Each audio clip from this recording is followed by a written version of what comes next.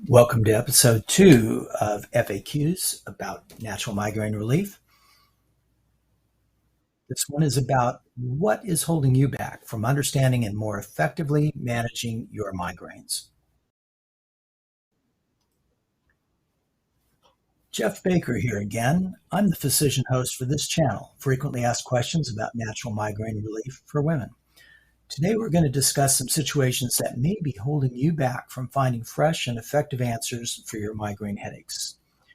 If you've suffered headache pain, heaven only knows you want things to change for the better. But for all humans with headaches, it's easy to be trapped into some common stalemates. Let's identify some of them.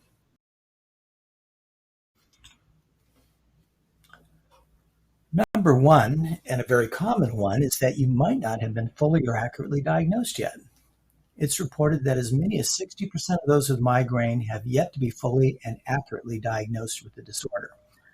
Unfortunately, there's no specific test to diagnose migraines. For an accurate diagnosis to be made, you and your doctor must search to identify a pattern of recurrent headaches along with a variety of associated symptoms while also eliminating some potentially serious competing possibilities. Migraines can be unpredictable, sometimes occurring without the classic symptoms. Obtaining an accurate diagnosis for migraine can sometimes take time, along with therapeutic trial and error. Sometimes it feels overwhelming, but I want you to promise yourself that you won't quit looking for an accurate diagnosis for your headache pain.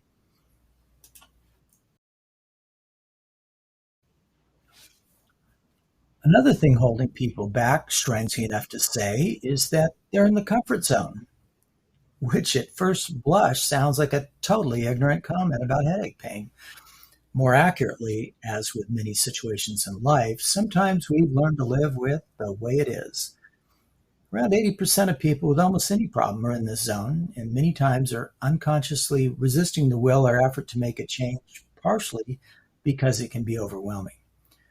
Real change can be hard, and there are substantial and legitimate obstacles on that pathway. The fact that you are here looking for more or better answers tells me that you are not willing to stay in the comfort zone.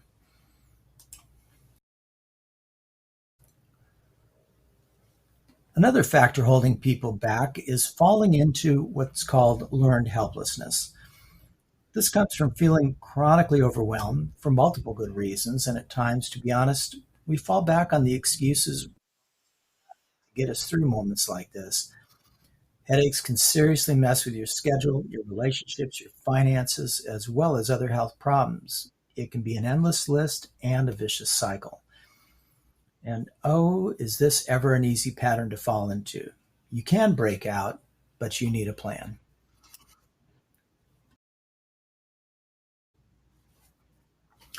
Sometimes we're looking for answers, but might be following the path of least resistance.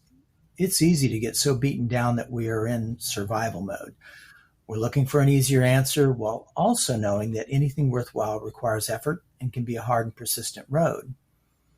Sometimes we feel that maybe next time, maybe tomorrow, but for right now, I just need to hang on.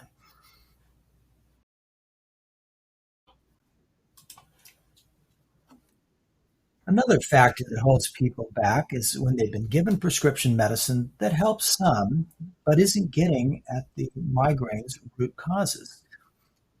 This situation can lead one to believe that we're doing everything we can without knowing that your migraine has definable root causes that the medication may or may not address.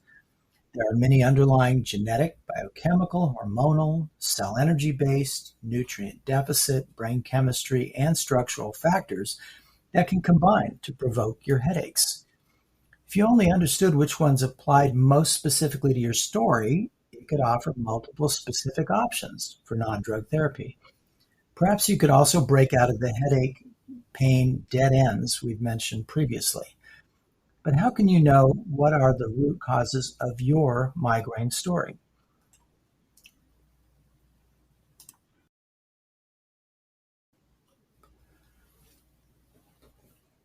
So, what to do? How can you break out of a cycle of migraine headaches and find answers?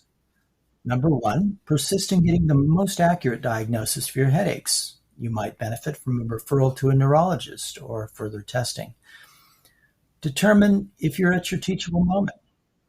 For me, I found that there are moments when I am finally angered and even disgusted enough by a condition that my learned helplessness has found an acceptable comfort zone, and then I become willing to do whatever it takes to find a way through and make the changes I need to make. Sometimes that's what it takes to get through sticking points, especially with a significant health problem. Number three, identify the sources of clarity and support that can help you make small steps forward. It's tempting to think that one giant leap will do the job, but that's rarely the case, as I'm sure you know. And fourth, you need to find out what your migraine root cause factors are and address them directly.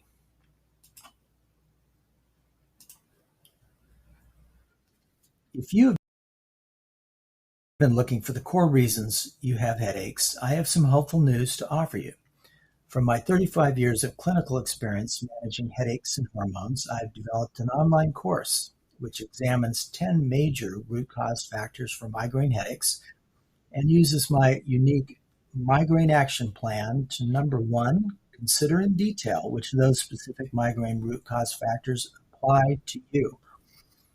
Almost certainly several do, but which ones? And number two, to try triage from over 90 potential non-drug interventions as to which ones could be the most applicable for your migraine situation with details on what to do and how to do it.